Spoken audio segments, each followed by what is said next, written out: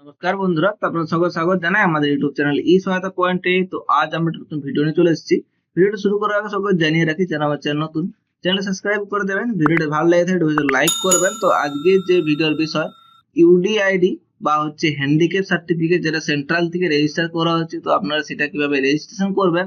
তো আমরা আগে একটি ভিডিও বানিয়েছি যেখানে আমরা দেখিয়েছি যারা অলরেডি রেজিস্টার করা ছিল বা হচ্ছে হ্যান্ডিক্যাপ সার্টিফিকেট ম্যানুয়ালি ছিল, তারা কিভাবে অ্যাপ্লাই করবেন। তো এটা যারা দেখাবো, যারা হচ্ছে যে হ্যান্ডিক্যাপ সার্টিফিকেট যাদের একেবারেই নেই, হয়তো ডাক্তার থেকে তাদেরকে রসিদ দেওয়া হয়েছে, তারা কিভাবে অ্যাপ্লাই করবেন। তো এখানে দেখতে পাচ্ছেন যে আমরা ইউডিআইডির যে পোর্টাল সেখানে কিন্তু চলে এসেছি। আসার পর এখানে অ্যাপ্লাই নাও এর উপরে ক্লিক করব। সেটা ক্লিক করার পর নিচের দিকে আসবো, এখানে আই হ্যাভ এর উপরে ক্লিক করব, টিক দেবো। টিক দেওয়ার পর সাবমিট অপশনে ক্লিক করব। ক্লিক করার পর এখানে দেখতে পাচ্ছেন যে প্রথমের অপশনটি, সেটা হচ্ছে যে আমাদের এটা অপশনে ক্লিক করব। এটা অপশনে ক্লিক করার পর সাবমিট অপশনে ক্লিক করব। তো সাবমিট অপশনে ক্লিক করার পর আপনারা নিচে দেখতে পাচ্ছেন যে এখানে আপনার অ্যাপ্লিক্যান্টস ফুল নেম, তো অ্যাপ্লিকেশন ফুল নেম দেবেন। এখানে যে যার অ্যাপ্লাই হচ্ছে মোবাইল নাম্বার দেবেন। মোবাইল নাম্বার দেওয়ার পর অ্যাপ্লিক্যান্টস এর ডেট অফ বার্থ দেবেন। তারপর হচ্ছে আপনি মেল ফিমেল দেবেন। ইমেল আইডি নন ম্যান্ডেটরি, এখানে আপনি দেবেন নেম অফ ফাদার কিংবা মাদার যে অ্যাপ্লাই করছে এটা। তারপর হচ্ছে আপনি এখানে ফটো এবং সিগনেচার দেবেন, এবং বাবা বাবা মা মায়ের অপশনে দেওয়ার পর এখানে তার নাম লেখার এবং তার মোবাইল নাম্বার লেখার একটি অপশন আসবে, সেখানে আপনার সেটা ফিল আপ করবেন। তারপরে দেখতে পাচ্ছেন প্রুফ অফ আইডেন্টি কার্ড। তো এখানে প্রুফ অফ আইডেন্টি কার্ডে আপনার যদি আধার কার্ড হয়ে থাকে তো আধার ইয়েস করবেন, যদি না হয়ে থাকে নো করবেন। তারপরে আপনি এখানে বার্থ সার্টিফিকেট সিলেক্ট করে আপনি কিন্তু ফটো আইডি করে করতে পারেন। তো এখানে দেখতে পাচ্ছেন আপলোড করতে হবে আপনার সেই জিনিসটা। আপলোড করার পর এখানে দেখতে পাচ্ছেন আপনার অ্যাড্রেস প্রুফ। অ্যাড্রেস প্রুফের মধ্যে কি দিয়ে দেবেন, অ্যাড্রেসে প্রথমে ফুল আপনার অ্যাড্রেসটি দেবেন। আপনার ভিলেজ থেকে শুরু করে আপনার পিনকোড স্টেট পর্যন্ত আপনি এখানে দেবেন। দেওয়ার পর আপনি আবার এখানে স্টেট সিলেক্ট করবেন, আপনার যে স্টেট সেই স্টেটটি দেবেন।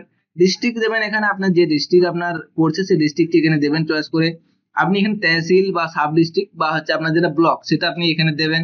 সেটা দেওয়ার পর আপনি দেখতে পাচ্ছেন ভিলেজ প্লাস ব্লক এখানে আছে, তো তার মধ্যে আপনি আপনার গ্রামটা চয়েস করবেন, এখানে সেই গ্রামটি এখানে দেবেন।